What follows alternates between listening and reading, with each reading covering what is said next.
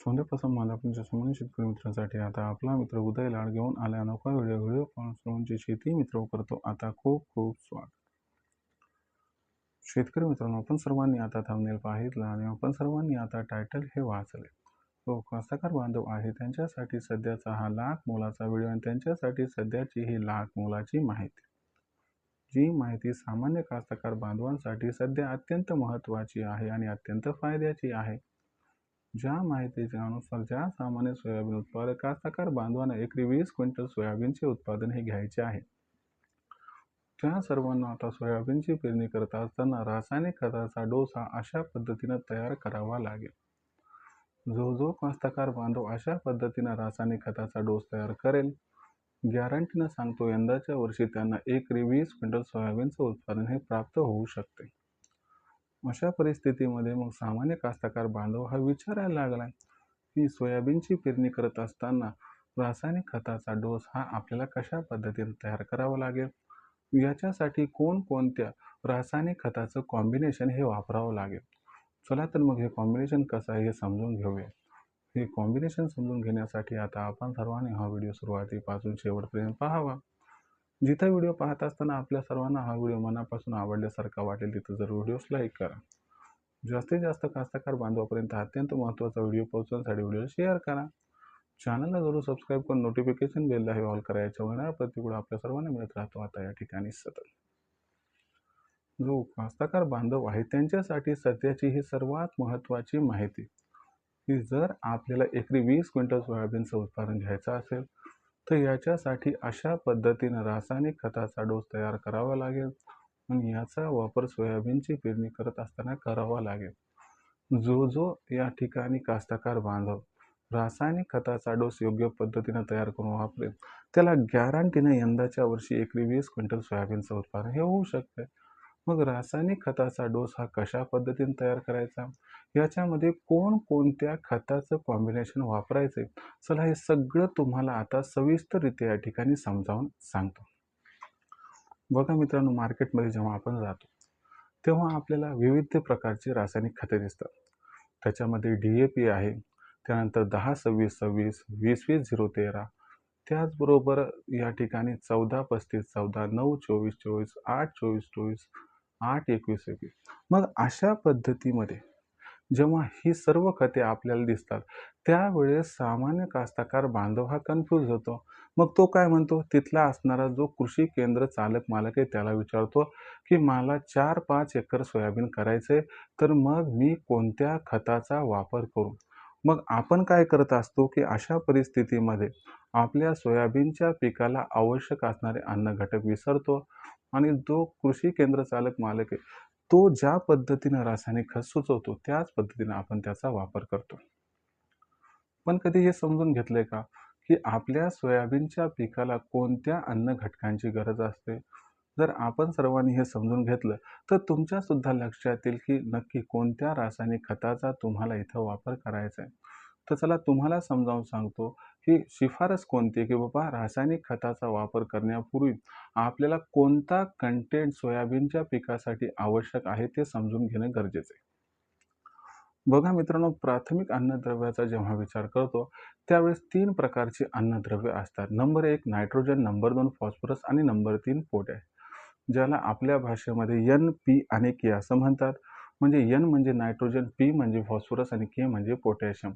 तुम्हाला सांगतो एकरी 20 क्विंटल सोयाबीनचं उत्पादन प्राप्त करण्यासाठी आपल्याला या ठिकाणी नायट्रोजन जेवढं महत्त्वाचं आहे तेवढंच फॉस्फरस महत्त्वाचं आहे. जेवढं फॉस्फरस महत्त्वाचं आहे तेवढंच पोटॅश महत्त्वाचं आहे आणि जेवढं पोटॅश महत्त्वाचं आहे तेवढं सल्फर महत्त्वाचं आहे. आता अशा परिस्थितीमध्ये यांचं काम काय ते प्रथम सांगतो, त्याच्यानंतर कोणतं या ठिकाणी रासायनिक खत घ्यायचं हे सुचवतो. सर्वात महत्त्वाची गोष्ट म्हणजे NPK याचा अर्थ आपण समजून घेतला. या ठिकाणी N म्हणजे नायट्रोजन, याचं काम काय असते की जेव्हा पिकाची वाढ असते तर योग्य पद्धतीनं वाढ घडवून आणण्याचं काम हे नायट्रोजन करत असते.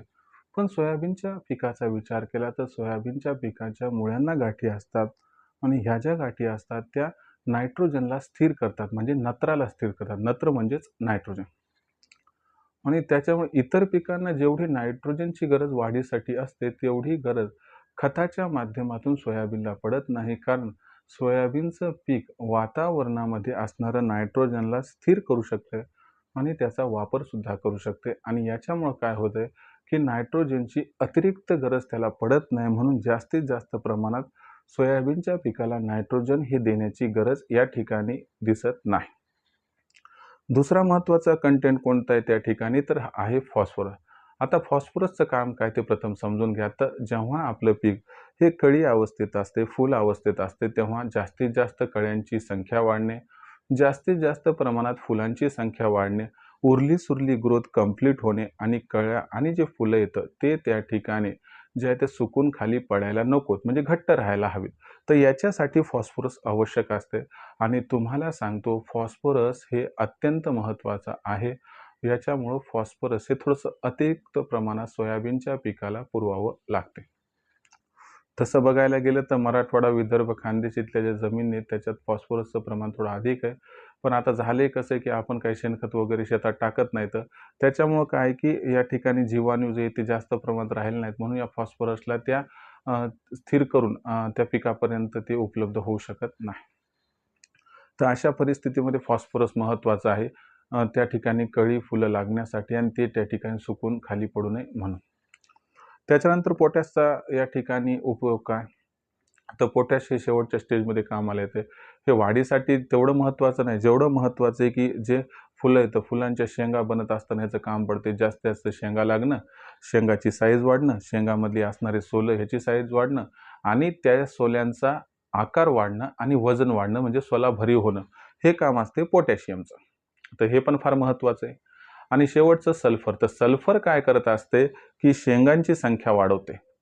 दुसरी महत्त्वाची गोष्ट की जे तेलाचं प्रमाण आहे सोयाबीनमधलं ते वाढवते आणि सल्फरचा वापर केल्यामुळं असं मानलं जाते की ओव्हरऑल स्टेजमध्ये त्याचा उपयोग होऊन कमीत कमी 20 ते 25% उत्पादनात वाढ होते.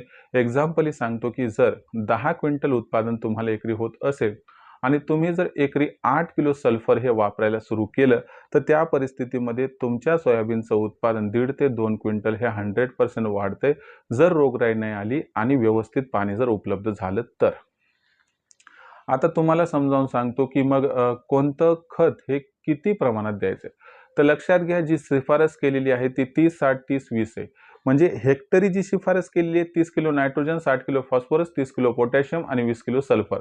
मग अशा परिस्थितीमध्ये आपण जर एकराचा डोस काढायचा म्हटलं तर 12 किलो नायट्रोजन, त्याबरोबर 24 किलो फॉस्फरस आणि 12 किलो पोटॅशियम आणि 8 किलो सल्फर अशा पद्धतीनं आपल्याला द्यायचं आहे.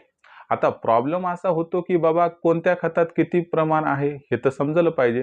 तुम्हाला सांगतो एक सिंपल फॉर्म्युला. आता बघा, आपण समजलं, समजा एक एक खत बघू. 10-26-26. आता 10-26-26 मध्ये तुम्हाला सांगतो 10% काय, तर याच्यामध्ये 10% नायट्रोजन आहे, 26% फॉस्फरस आहे आणि 26% या ठिकाणी पोटॅशियम आहे. आपली गरज किती आहे, तर लक्षात घ्या आपली गरज आहे 12-24-12. पण हा फॉर्म्युला सेट होत नाही, कारण लक्षात घ्या ही जी गोणी आहे ही 50 किलोची आहे. तर याचं रूपांतरण पहिले 100 किलोत करा, म्हणजे 100 किलोत केल्यानंतर तुमच्या लक्षात येईल की हा डोस किती आहे. मग त्याच्यानुसार तुम्ही इथं कार्यवाही करू शकतात. म्हणजे आपण जर बघितलं तर 50 किलोमध्ये 10-26-26 मध्ये 10 किलो जे आहे तर ते प्रमाण नायट्रोजनचं आहे. तर त्यानुसार जर विचार केला तर आपली गरज इथं भागत आहे का, तर आपली गरज काही इथं आपल्याला भागताना दिसत नाहीये. म्हणून 10-26-26 उपयुक्त नाहीये, कारण नायट्रोजन कमी आहे पण फॉस्फरस जे जास्त पाहिजे ते नाहीये. त्याच्यामुळं आपण 10-26-26 ला इथं घेऊ शकत नाहीत. आता कोणती पण टक्केवारी 100 मध्ये केली जाते, तर 100% नुसार हा विचार करावा लागेल आपल्याला. तर 50चं कन्व्हर्जन इथं 100 मध्ये केलं तर तुमच्या लक्षात येईल की आपला जो डोस आहे 12-24-12चा हा काही इथं फॉलो केला जाऊ शकत नाहीये. कारण आपण जर बघितलं तर या ठिकाणी जे आहे तर ते उपयुक्त प्रमाण याचं नाहीये.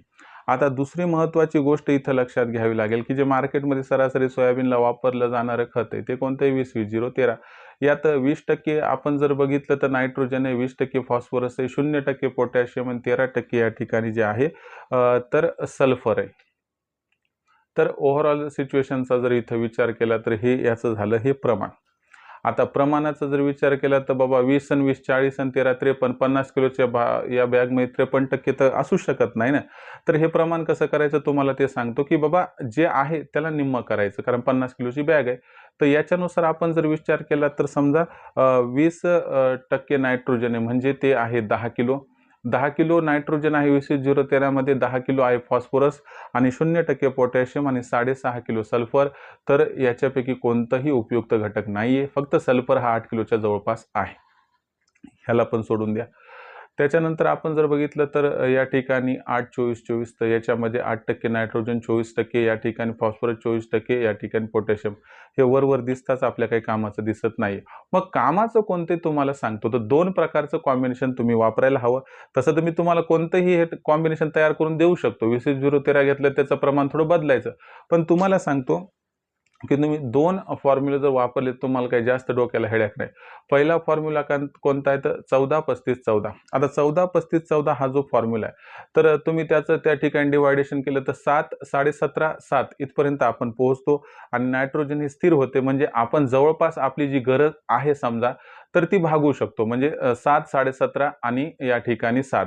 तर मग आपण जे 19-19चा एक स्प्रे घेतो, त्यानंतर दुसऱ्या फवारणीत 12-61-0 घेतो, ज्यात फॉस्फरस 61% आणि ती शेवटची जी फवारणी 00-50 घेतो त्यात पोटॅशियम देतो. म्हणजे उर्वरित जी गरज आहे ती आपण या ठिकाणी या माध्यमातून भागवू शकतो. म्हणजे आपल्यासाठी हा 100% उपयुक्त डोस आहे 14-35-14. मग 14-35-14 जशास तसा द्यायचा का तर नाही द्यायचा. तर कसा द्यायचा, तर एकरी याचं कॉम्बिनेशन किती वापरायचं, तसं आपलं टोटल कॅल्क्युलेशन 56 किलो चालले.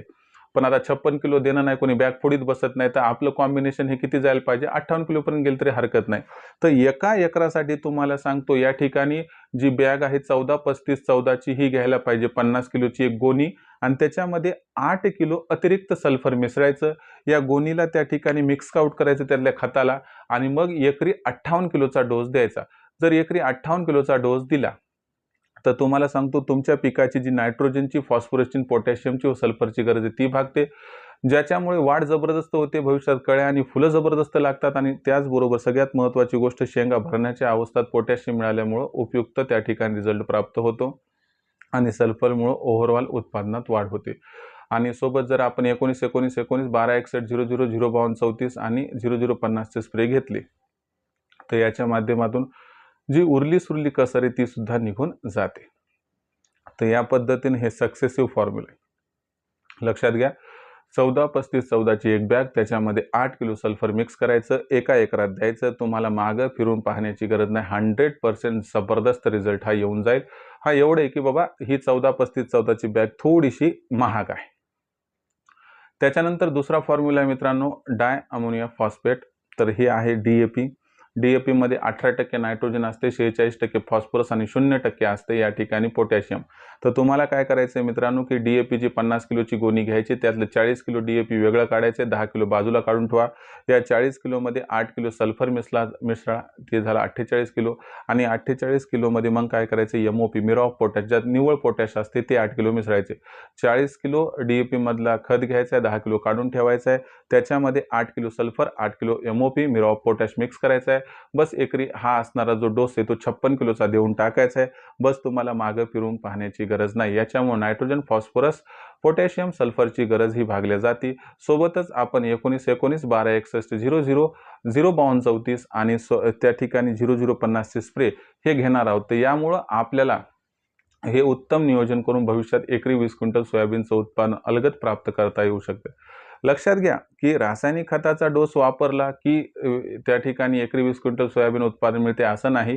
तर यामध्ये बऱ्याच गोष्टी डिपेंड असतात. पण एक गोष्ट त्या ठिकाणी असते की वेल स्टार्ट इज हाफ डन. म्हणजे कसं राहते की वेल बिगिनिंग इज हाफ डन, जे म्हणतात की बाबा चांगली सुरुवात असेल तर अर्ध काम तिथंच फत्ते झाले.